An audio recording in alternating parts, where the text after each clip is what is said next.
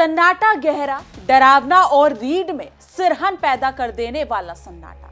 यह उस खौफनाक तूफान से पहले की खामोशी है जिसने इस वक्त दुनिया के सबसे संवेदनशील और रणनीतिक समुद्री रास्ते यानी कि स्ट्रेट ऑफ हॉर्मुज को अपने आगोश में ले रखा है। समंदर की नीली लहरों के नीचे बारूद का एक ऐसा ज्वालामुखी धधक रहा है जिसका रिमोट कंट्रोल इस वक्त पूरी तरह इस्लामिक रिपब्लिक ऑफ ईरान के हाथों में है।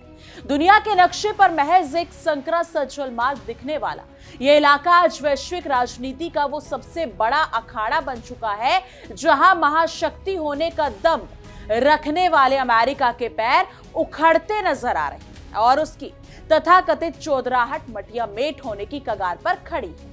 नमस्कार दोस्तों, आप देख रहे हैं इंडिया डेली 24x7 और मैं हूं आपके साथ तानिया त्यागी और ये हमारा एक खास शो विश्व युद्ध।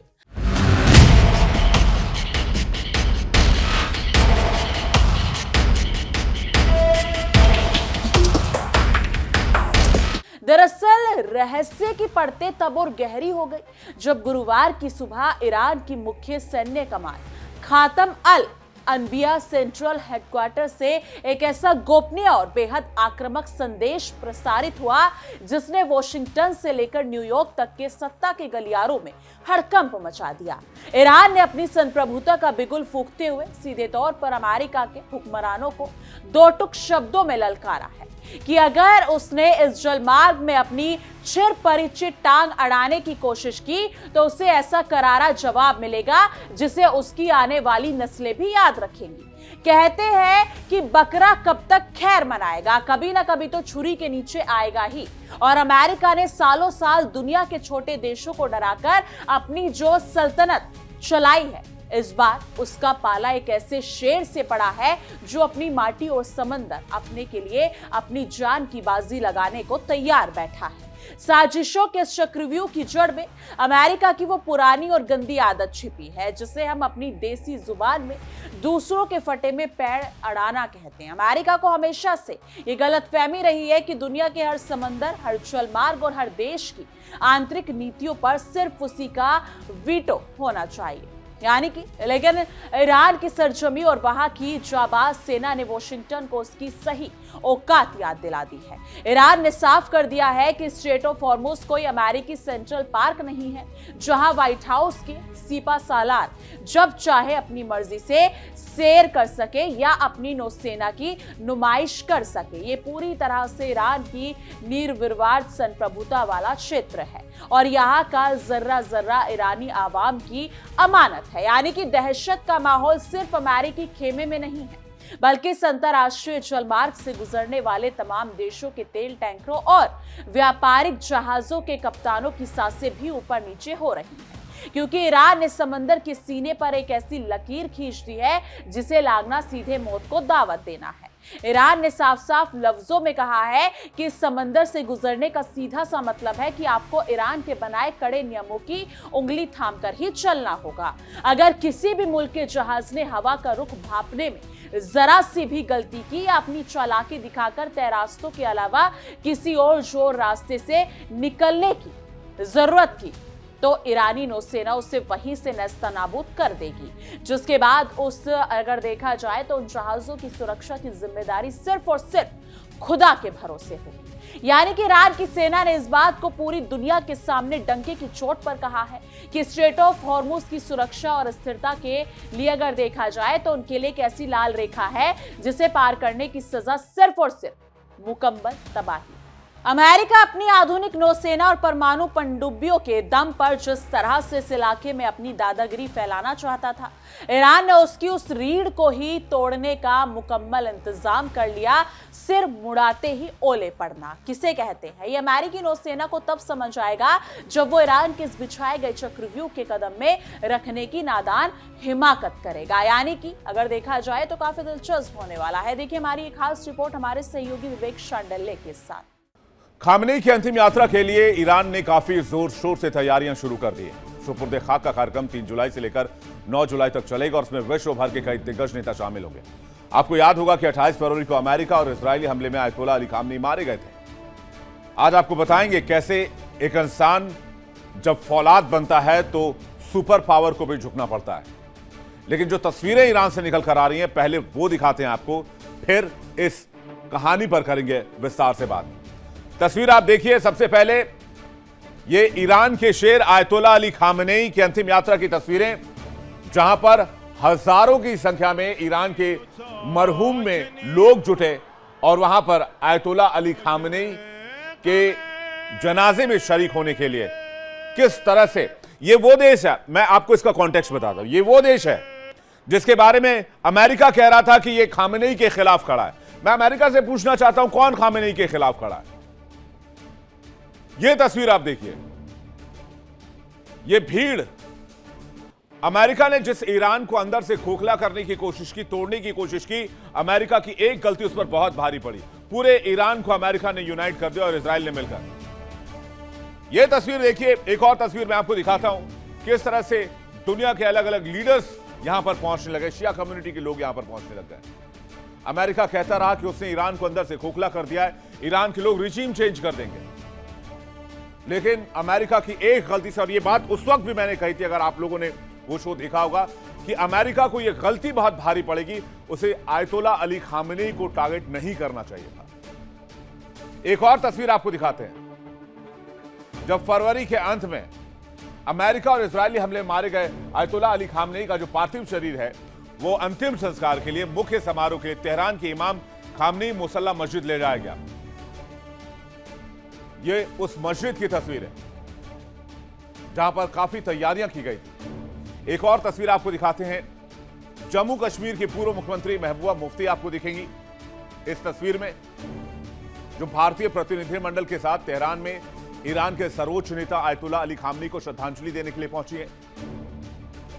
प्रतिनिधिमंडल ने सलात अल जनाजा यानी कि अंतिम संस्कार की नमाज की अदा की और दिवंगत आत्मा के लिए दुआएं की।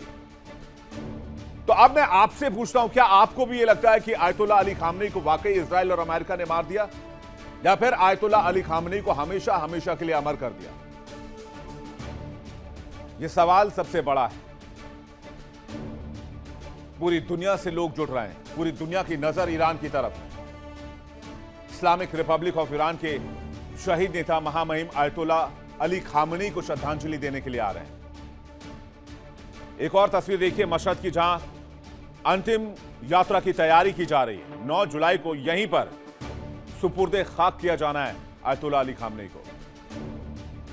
अब आपको आईआरजीसी के सर्वोच्च commander brigadier general Ahmad Vahidi को दिखाते हैं, जो जंग शुरू होने के बाद पहली बार नजर आए, वो भी आयतुल्लाह अली खामेनेई की अंतिम यात्रा में।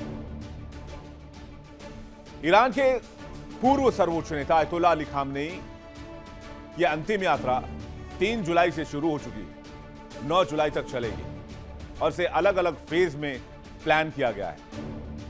उनका पार्थिव शरीर तेहरान पहुंचाया जा चुका है, जहां लाखों लोगों और अंतर्राष्ट्रीय प्रतिनिधियों की मौजूदगी में शोक सभाएं और श्रद्धांजलि कार्यक्रम किए जा रहे हैं। ईरान अपने इस supreme leader Ayatollah Ali Khamenei के लिए, पूरी दुनिया की शिया कम्युनिटी अपने सुप्रीम लीडर के लिए गमगीन है। अपने सबसे बेहतर नेता को खोने के बाद उनकी अंतिम विदाई की शानदार तैयारी कर रहे हैं ईरानी। बता दें आपको कि इस कार्यक्रम को दुनिया के लगभग 100 देशों के आधिकारिक प्रतिनिधि और प्रतिनिधिमंडल शामिल होकर कामयाब करने की कोशिश कर रहे हैं। इसमें कई देशों के बड़े नेता हैं, राष्ट्रपति हैं, प्रधानमंत्री हैं, राजनयिक हैं, जो तेहरान पहुंच गए हैं। भारत सरकार की तरफ से भी डेलीगेशन भेजा गया है, जिसमें बिहार के राज्यपाल लेफ्टिनेंट जनरल सैयद अता हसनैन, विदेश राज्य मंत्री पवित्र मार्ग्रेटा, पूर्व विदेश मंत्री सलमान खुर्शीद भेजे गए। इसके अलावा कांग्रेस और कुछ अन्य राजनीतिक दलों के नेताओं को भी निमंत्रण मिला है। रशिया से दिमित्री मेदवेदेव, जो कि वहां के पूर्व राष्ट्रपति हैं, वो पहुंचे हैं। चीन के नेशनल पीपल्स कांग्रेस एनसीपी के उपाध्यक्ष हे वेई पहुंचे हैं। अफगानिस्तान के तालिबान प्रशासन के प्रधानमंत्री और विदेश मंत्री इसमें शामिल हो रहे हैं। बहुत बहुत शुक्रिया विवेक। कूटनीति के इस खोलते हुए अखाड़े पर तीखा तंज कसते हुए ईरान के कानूनी और अंतर्राष्ट्रीय मामलों के उप विदेश मंत्री कासिम गरीबाबादी ने सोशल मीडिया प्लेटफॉर्म एक्स पर एक ऐसा पोस्ट साझा किया जिसने पश्चिम मीडिया के गाल पर करारा तमाचा जड़ दिया है। दरअसल उन्होंने बिना किसी लाग लपेट के सीधे अमेरिकी सेंट्रल कमांड यानी कि सेंटकॉम की हैकड़ी निकालते हुए लिखा कि स्ट्रेट ऑफ हॉर्मुज वाशिंगटन या बहरीन में बैठे अमेरिकी जर्नलों के इशारों पर नहीं नाचता, बल्कि पूरी तरह से ईरान के फौलादी नियंत्रण में है। इसलिए अमेरिका अपनी औकात और हद में रहे तो ही उसके सफेद पोश हुक्मरानों के लिए बेहतर होगा। पर्दे के पीछे चल रही इस खुफिया जंग का ये तीखा और कड़ा रुख यूं ही अचानक सामने नहीं आया था, बल्कि इसके पीछे अमेरिका की एक ऐसी बहुत बड़ी नौटंकी और कूटनीतिक साजिश का पर्दाफाश हुआ था। दरअसल इस बयान से ठीक एक दिन पहले अमेरिकी सेंट्रल कमांड ने बहरीन की सरजमी पर 12 पिट्ठू देशों के सैन्य अधिकारियों को इकट्ठा करके एक तथाकथित सुरक्षा संवाद का स्वांग रचा था। इस बैठक में अमेरिका ने दुनिया के सामने बड़े बड़े दावे किए थे कि वो पूरे क्षेत्र में रक्षा सहयोग बढ़ाएंगे और स्ट्रेट ऑफ हॉर्मुज से जहाजों की बिना रुकावट आवाजाही तय करेंगे। लेकिन ईरान ने सुरक्षा संवाद के गुब्बारे की हवा एक झटके में निकाल दी। सच तो यह है कि हाथी के दांत खाने की ओर दिखाने की ओर होते हैं। अमेरिका दुनिया के सामने शांति का मसीहा बनने का ढोंग करता है, लेकिन सच्चाई ये है कि हॉर्मुज जलमार्ग के ऊपर अमेरिकी लड़ाकू विमानों और ड्रोनों की लगातार मौजूदगी इस पूरे इलाके की शांति को दीमक की तरह चाट रही है। वॉशिंगटन की इस साम्राज्यवादी और आक्रामक सोच की वजह से पूरे मध्य पूर्व में असुरक्षा और खौफ का माहौल बना हुआ है। ईरान ने साफ कर दिया है कि वो अपने आसमान और समुद्र की हिफाजत के लिए अमेरिका और उसके जीतने पर चेले चपाटे हैं। यानी कि अगर देखा जाए जितने भी चेले चपाटे हैं उन सभी आक्रामक हरकतों को कुचलने के लिए किसी भी हद तक जाने से पीछे नहीं हटेगा। खुफिया रिपोर्ट्स और रणनीतिक गलियारों से छनकर जो खबरें आ रही हैं वो ये साफ बताती हैं कि स्ट्रेट ऑफ हॉर्मुज अब ईरान के हाथ में एक ऐसा अचूक और ब्रह्मास्त्र जैसा हथियार बन चुका है जिसके सामने अमेरिका के आधुनिक वेपन सिस्टम भी पानी मांग रहे हैं। ईरान की संसद और वहां के शीर्ष नेतृत्व ने अब पक्का मानकर अगर देखा जाए तो मन बना लिया है कि इस रणनीतिक जलमार्ग से गुजरने वाले हर एक व्यापारिक जहाज से बाकायदा भारी भरकम फीस वसूली जाएगी। आखिर जब इस अगर देखा जाए तो समुद्र की सुरक्षा का पूरा जोखिम ईरान की सेना उठा रही है तो मुफ्त खोरी की मलाई खाने वाले इन पश्चिम देशों को इसका हर्जाना तो भुगतना ही पड़ेगा। यानी कि समंदर के इस खोलते हुए पानी के समांतर पर्दे के पीछे एक और बेहद नीच, खौफनाक और रोंगटे खड़े कर देने वाली साजिश रची जा रही थी जिसने पूरी दुनिया के खुफिया तंत्र को हिलाकर रख दिया। इस खूनी साजिश का मुख्य सूत्रधार था इजराइल, जो इस बात से बुरी तरह कुंठा और चलन से मरा जा रहा था कि अमेरिका और ईरान के बीच उसकी मर्जी और राय के बिना सीजफायर यानी कि युद्ध विराम का समझौता आखिर कैसे हो गया। अपनी इसी खुन्नस को शांत करने के लिए इजराइल ने शांति वार्ताओं के बीच एक ऐसी चाल चली जिससे पूरी इंसानियत एक बार फिर तीसरे विश्व युद्ध की आग में झुलस सकती थी। यानी कि इजराइल का ये बेहद खुफिया और खूनी प्लान कोई छोटा मोटा ऑपरेशन नहीं था, बल्कि उसका सीधा निशाना ईरान की हुकूमत के दो सबसे बड़े मजबूत स्तंभ संसद अध्यक्ष मोहम्मद बागेर गालिबाफ और विदेश मंत्री सैयद अब्बास सरागची थे। इजराइल चाहता था कि इन दोनों शीर्ष वार्ताकारों को हमेशा हमेशा के लिए मौत के घाट उतार दिया जाए ताकि शांति हो रही तमाम कोशिशें पल भर में मटियामेट हो जाए। लेकिन एंड वक्त पर अमेरिका बीच में कूद पड़ा क्योंकि वॉशिंगटन को इस बात का अच्छी तरह से इल्म था कि अगर इन दोनों नेताओं के बाल को भी नुकसान पहुंचा तो ईरान वो तांडव मचाएगा कि अमेरिका साम्राज्यवाद का तंबू हमेशा के लिए उखड़ जाएगा। ट्रंप प्रशासन को इस बात का डर सता रहा था कि अगर इजराइल ने अपनी जिद में इन दोनों बड़े नेताओं को निशाना बना लिया तो शांति की सही और रही सही उम्मीदें भी कपूर की तरह उड़ जाएंगी और दोनों देश एक बार फिर आमने सामने की ऐसी भीषण जंग में कूद पड़ेंगे जहां से वापसी का कोई रास्ता नहीं होगा। इसलिए अपनी साख और अपनी हितों को बचाने के लिए अमेरिका ने अपने कुछ अरब दोस्तों का सहारा लिया और ईरान को इस खौफनाक साजिश की पूरी खबर वक्त रहते पहले ही लीक कर दी ताकि इजराइल के इस खूनी खेल को नाकाम किया जा सके। वैसे देखा जाए तो चोर की दाढ़ी में तिनका वाली कहावत अमेरिका पर बिल्कुल सटीक बैठती है। वो एक तरह तो इजराइल को घातक हथियारों की सप्लाई भी करता है और जब खुद के हितों पर आंच आती है तो वो शांति दूत बनने का पाखंड करने लगता है।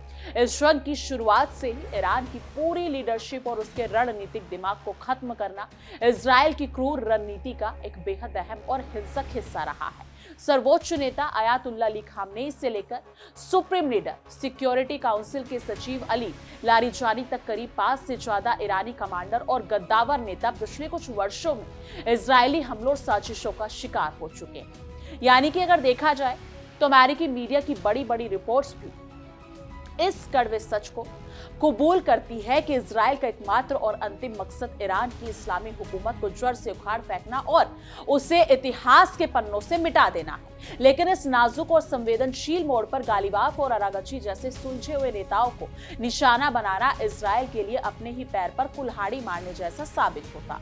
ये दोनों ही कूटनीतिज्ञ है जो अमेरिका के साथ मिलकर स्ट्रेट ऑफ हॉर्मुज के संकट को सुलझाने और ईरान के परमाणु कार्यक्रम पर दोबारा से बातचीत की मेज सजाने में सबसे महत्वपूर्ण भूमिका निभा रहे थे। ईरान के संसद अध्यक्ष मोहम्मद बागेर गालिबाफ की जिंदगी तो किसी रहस्यमयी थ्रिलर फिल्म की कहानी से कम नहीं है। वो एक नहीं बल्कि दो बार साक्षात मौत के झोपड़े से जिंदा वापस निकल कर आए हैं। जागो राखे साइयां मार सके ना कोई वाली कहावत गालिबाफ पे पूरी तरह चरितार्थ होती है। यानी कि अगर एक रिपोर्ट की बात करें, सनसनीखेज रिपोर्ट के मुताबिक मार्च के महीने में जब अमेरिका और ईरान के बीच सीजफायर की बातचीत दोबारा पटरी पर लौटी थी, तब अमेरिका के कड़े एतराज और भारी दबाव के बीच इजराइल को बेहद अगर देखा जाए तो मायूस होकर अस्थायी रूप से इन दोनों नेताओं के नाम अपनी हिट लिस्ट से हटाने पड़े। संसद अध्यक्ष गालिबाफ की किस्मत और उनके बुलंद हौसलों का लोहा इजरायली खुफिया एजेंसी मोसाद भी मानती है। जून 2025 की उस भयानक 12 दिन की जंग के दौरान और फिर उसके बाद इस साल हुई भीषण टकराव के वक्त इजरायली वायुसेना ने एक बहुत बड़े पहाड़ के नीचे बने उस खुफिया और बेहद सुरक्षित बंकर को निशाना बनाकर दर्जनों बंकर बस्टर मिसाइलें दागी थी, जहां ईरान के तमाम दिग्गज नेताओं की एक गुप्त रणनीतिक बैठक चल रही थी। उस हमले में पूरा इलाका मलबे के ढेर में बदल गया था, लेकिन उस मलबे के नीचे दबे गालिबाफ को दोनों बार कुदरत के करिश्मे से जिंदा और सुरक्षित बाहर निकाल लिया गया। इस अंतरराष्ट्रीय खूनी खेल का सबसे रोमांचक और रोंगटे खड़े कर देने वाला अध्याय तब सामने आया जब इसी साल अप्रैल के महीने में गालिबाफ और अरागची अमेरिकी उपराष्ट्रपति जेडी वेंस से एक बेहद गोपनीय और रणनीतिक मुलाकात करने के लिए पड़ोसी देश पाकिस्तान की राजधानी इस्लामाबाद पहुंचे थे। उस वक्त इस्लामाबाद के आसमान और जमीन पर सुरक्षा के ऐसे अभूतपूर्व और कड़े इंतजाम किए गए थे जो राजनयिक इतिहास में कभी देखने को नहीं मिले, क्योंकि ईरान को इस बात का पूरा यकीन था कि इजराइल उसके इस पूरे प्रतिनिधिमंडल को हवा में ही भस्म करने की फिराक में बैठा है। अपनी सुरक्षा को लेकर बेहद चौकन्ना और फूंक फूंक कर कदम रख रहे ईरान ने कतर और पाकिस्तान के राजनयिक चैनलों के जरिए सीधे अमेरिका से इस बात की पुख्ता और लिखित गारंटी मांगी थी कि इजराइल उनके इस बेहद महत्वपूर्ण डेलीगेशन पर कोई कायराना हमला नहीं करेगा। इसी सुरक्षा और प्रोटोकॉल के तहत पाकिस्तानी वायुसेना के लड़ाकू जेट्स ने 70 से ज्यादा लोगों और वीआईपी अधिकारियों से भरे उस ईरानी विमान को अपनी हवाई सीमा में दाखिल होते ही चारों तरफ से एक अभेद सुरक्षा घेरे में ले लिया था, ताकि कोई दुश्मन परिंदा भी वहां पर ना मार सके। लेकिन कूटनीति की शतरंज का असली और सबसे खतरनाक खेल तो तब शुरू हुआ जब ये विमान अपनी बातचीत का सिलसिला खत्म करके वापस तेहरान के लिए उड़ान भर चुका था। जब विमान बीच आसमान में था, तभी अचानक खुफिया एजेंसियों को एक बेहद पुख्ता और डरावना इनपुट मिला कि इजरायली फाइटर जेट से इस ईरानी विमान को मार गिराने के लिए घात लगाए बैठे। यानी कि आनन फानन में विमान के पायलट ने गजब अगर देखा जाए तो की सूझबूझ दिखाई और यहां तक कि विमान की इमरजेंसी लैंडिंग ईरान के मशहद शहर में कराई, जिसके बाद पूरे डेलीगेशन को करीब 8 घंटे का लंबा और थका देने वाला सफर सड़क मार्ग से तय कराकर सुरक्षित तेहरान पहुंचाया गया। इस पूरी घटना ने यह साफ साबित कर दिया है कि जितने मुंह उतनी बातें करने वाला पश्चिमी मीडिया चाहे जो भी प्रोपेगेंडा फैलाए, लेकिन हकीकत यह है कि ईरान के बुलंद हौसलों के आगे आज महाशक्ति अमेरिका भी घुटने कांप रहे हैं। स्ट्रेट ऑफ हॉर्मुज में ईरान की इस फौलादी घेराबंदी ने पश्चिम मुल्कों को यह सोचने पर मजबूर कर दिया है कि वो अब अपनी औपनिवेशिक और साम्राज्यवादी सोच के दम पर दुनिया के प्राकृतिक संसाधनों को मुफ्त में नहीं लौट सकते। यानी कि ईरान ने यह साफ कर दिया कि समंदर की लहरों पर कानून सिर्फ और सिर्फ तेहरान चलाएगा। सस्पेंस अब इस बात को लेकर गहरा रहा है कि अमेरिका सचमुच पीछे हटने को तैयार है या ये उसकी कोई नई सैन्य चाल है। अमेरिका जो हमेशा से मुंह में राम बगल में छुरी वाली नीति पर चलता आया है, आज वो खुद अपने ही बुने हुए कूटनीतिक जाल में बुरी तरह से फंस चुका है। यानी कि एक तरफ वो इजराइल की पीठ थपथपाता है और उसी तबाही के आधुनिक हथियार सप्लाई करता है, तो दूसरी तरफ ईरान के गुस्से और उसकी बैलिस्टिक मिसाइल ताकत से डरकर पर्दे के पीछे गिड़गिड़ाने पर भी मजबूर हो जाता है। ईरान ने अपनी संप्रभुता और राष्ट्रीय अस्मिता को अपनी सबसे बड़ी ढाल बना लिया है। सस्पेंस के बादल तब और गहरा जाते हैं जब हम मध्य पूर्व के सुलगते भूगोल पर नजर डालते हैं। आज की इस पूरी भू राजनीतिक स्थिति को गहराई से देखकर ये साफ हो जाता है कि ये जंग अब एक ऐसे मुकाम पर पहुंच चुकी है जहां अमेरिका और उसके सहयोगियों के लिए एक तरफ हुआ और दूसरी तरफ खाई वाली नौबत आ गई है। अमेरिका और इजराइल ने मिलकर जिस नफरत और तबाही की फसल को बोया था, आज उसकी तपिश और आज खुद उनके ही आशियाने तक पहुंचने लगी है। ईरान की सेना ने इस संकट के बीच खुद को एक बेहद परिपक्व और आक्रामक शक्ति के रूप में स्थापित किया है। यानी कि रहस्यमय कूटनीति का इस सिलसिला यही नहीं थमता।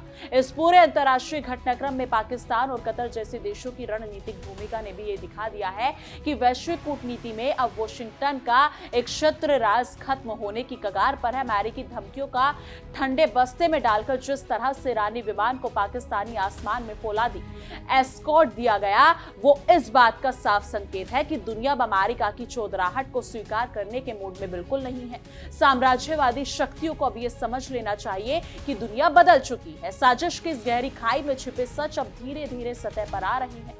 ईरान के नेताओं की हत्या, इस नाकाम और घिनौनी साजिश ने इजराइल के उस असली और वहशी चेहरे को एक बार फिर दुनिया के सामने पूरी तरह बेनकाब कर दिया है, जो अंतर्राष्ट्रीय कानूनों और संप्रभुता की धज्जियां उड़ाने में माहिर है। लेकिन इस बार कूटनीति के इस बिसात पर मोहरे कुछ इस तरह उल्टे पड़े हैं कि इजराइल को अपने कदम पीछे खींचने पड़े। मलबे के नीचे से दो बार जिंदा निकलकर आने वाले गालिबाफ आज इस बात के प्रतीक बन चुके हैं कि ईरान की लीडरशिप को अमेरिका और इजरायली धमकियों से झुकाया नहीं जा सकता। सस्पेंस के इस चरम बिंदु पर यह सवाल उठना लाजमी है कि स्ट्रेट ऑफ हॉर्मुज से लहरें आने वाले दिनों में क्या रंग दिखाएंगी। स्ट्रेट ऑफ हॉर्मुज की लहरें आज सिर्फ पानी की लहरें नहीं, बल्कि वो वैश्विक राजनीति और सैन्य ताकत के संतुलन की परिभाषा लिख रही है। ईरान ने समंदर के सबसे बड़ी और नाजुक मोर्चे को संभालकर ये साबित कर दिया है कि जब बात देश की आन बान और शान की आती है, तो महाशक्तियों के बड़े बड़े दावे भी रेत के महल की तरह ढह जाते हैं। अमेरिका के लिए अब इसी में भलाई है कि वो इस जल मार्ग से अपने लड़ाकू विमानों का तमाशा तुरंत बंद कर दे। यानी कि रहस्य की एक और परत खुलती है जब हम ईरानी मिसाइलों की तैनाती के ठिकानों पर नजर डालते हैं। खुफिया सूत्रों का कहना है कि ईरान ने स्ट्रेट ऑफ हॉर्मुज में तटों पर गुप्त रूप से ऐसी एंटी शिप बैलिस्टिक मिसाइलें तैनात कर दी हैं जो अमेरिका विमान वाहक पोतों को पल भर में जल समाधि देने की क्षमता रखती हैं। सबूतपूर्ण तैनाती ने पेंटागन को पूरी तैयारी से अगर देखा जाए तो बैकफुट पर धकेल दिया है, क्योंकि अमेरिकी जनरल जानते हैं कि अमेरिका समंदर में एक चिंगारी भड़की तो तेल की कीमतों में ऐसा उछाल आएगा जो पूरी पश्चिम अर्थव्यवस्था की कमर तोड़कर रख देगा। साजिश का दायरा और बड़ा हो जाता है जब हमें बहरीन में हुई उस गुप्त बैठक के कुछ अनसुने पन्नों के बारे में पता चलता है।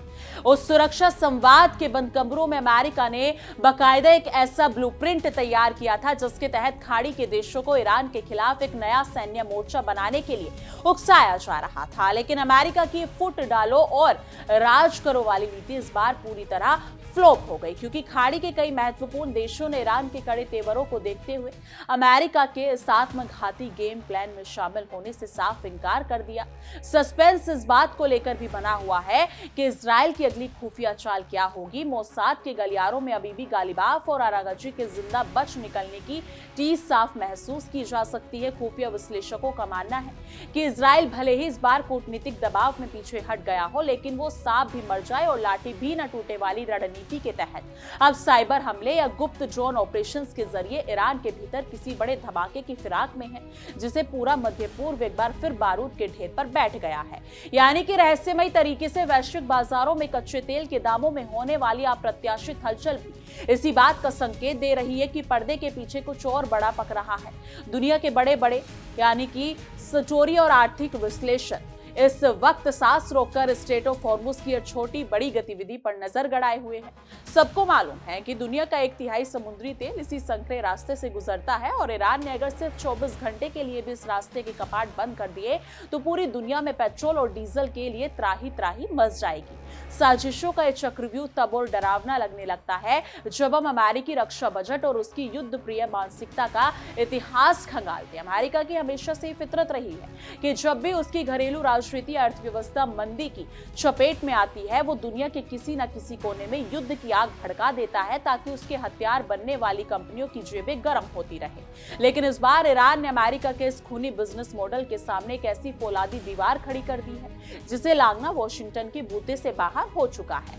यानी कि सस्पेंस की कड़ी अगर देखा जाए तो एक नई कूटनीतिक कड़ी तब जुड़ती है जब हम कतर और ओमान जैसे मध्यस्थ देशों की गुप्त उड़ानों पर नजर डालते हैं। पिछले कुछ दिनों में तेहरान और वॉशिंगटन के बीच कई गुप्त संदेश वाहक विमानों ने उड़ान भरी है, जो ये साबित करता है कि अमेरिका सामने से भले ही हैकड़ी दिखा रहा हो, लेकिन पर्दे के पीछे वो ईरान के सामने सीजफायर को बनाए रखने के लिए लगातार हाथ पैर जोड़ रहा है। अमेरिका को अच्छी तरह पता है कि दुश्मन को कभी कमजोर नहीं समझना चाहिए और ईरान इस वक्त पूरी तरह आर पार के मूड में है। रहस्य का यह पर्दा तब और सरक जाता है जब हम पाकिस्तानी वायुसेना की ऐतिहासिक जाबाजी को याद करते हैं। इस्लामाबाद के आसमान में जब ईरान वीआईपी विमान उड़ा रहा था, तब अमेरिकी खुफिया सैटेलाइट लगातार उसकी लोकेशन ट्रैक कर रहे थे और इजराइल को पल पल की जानकारी दे रहे थे। लेकिन पाकिस्तानी फाइटर जेट ने जिस तरह से एक अभेद सुरक्षा घेरा बनाया, उसने इजरायली कमांडरों के हौसले पस्त कर दिए। ये घटना चीख चीख कर ये कह रही है कि अब अमेरिका की मर्जी के बिना भी दुनिया के बड़े फैसले होने लगे हैं। यानी साजिश का एक और डरावना पहलू ईरान के परमाणु ठिकानों की सुरक्षा से जुड़ा हुआ है। इजराइल लंबे समय से इस ताक में है कि वो ईरान के परमाणु रिएक्टरों पर एक बड़ा हवाई हमला कर दे और गालिबाफ और अरागची की हत्या की साजिश इसी बड़े हमले की पहली किस्त थी। यानी कि अगर देखा जाए, इजराइल का मानना है कि अगर ईरान की राजनीतिक लीडरशिप को पंगु बना दिया जाए तो उसके बाद परमाणु ठिकानों को तबाह करना बेहद आसान हो जाएगा। लेकिन अमेरिका की कायरता और अपने हितों के डर ने इजराइल के इस महाविनाशकारी प्लान को फिलहाल ठंडे बस्ते में डाल दिया है।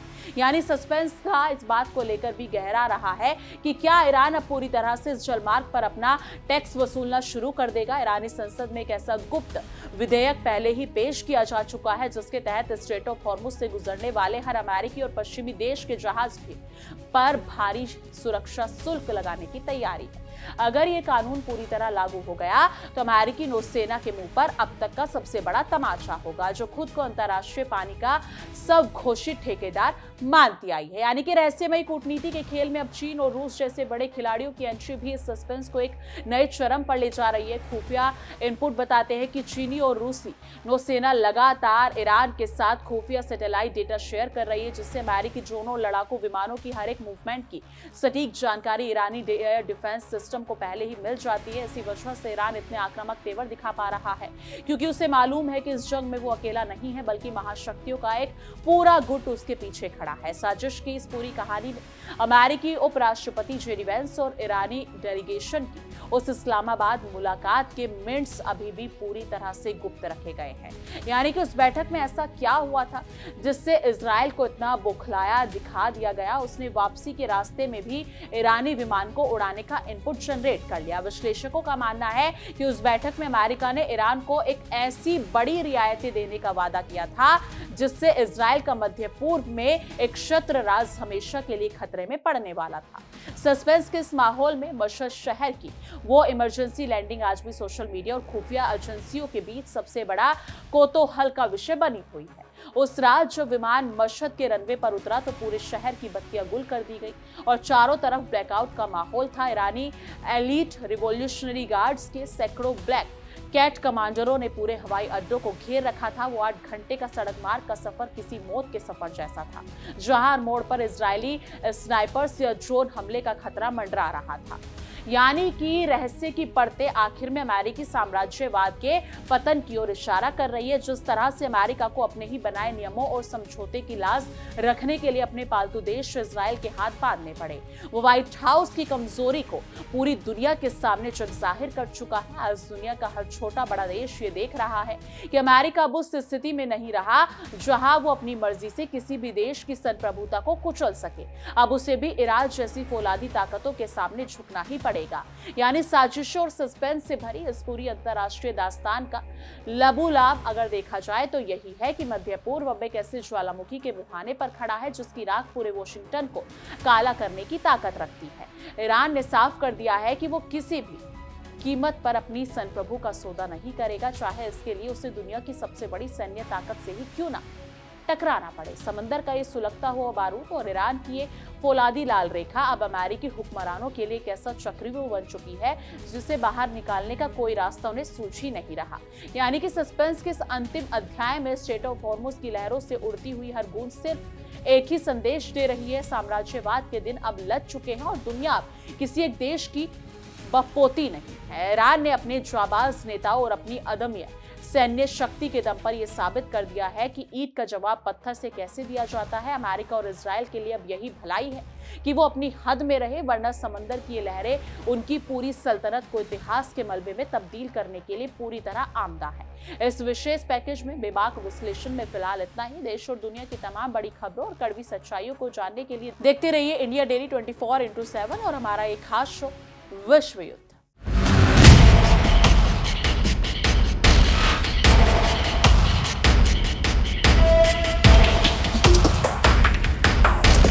देखिए इंडिया डेली 24/7 अब आपके स्मार्ट टीवी पर। इंडिया डेली मौजूद है सभी डिजिटल प्लेटफॉर्म पर लाइव और लगातार। इंडिया डेली 24/7 हर दिन राष्ट्र को समर्पित।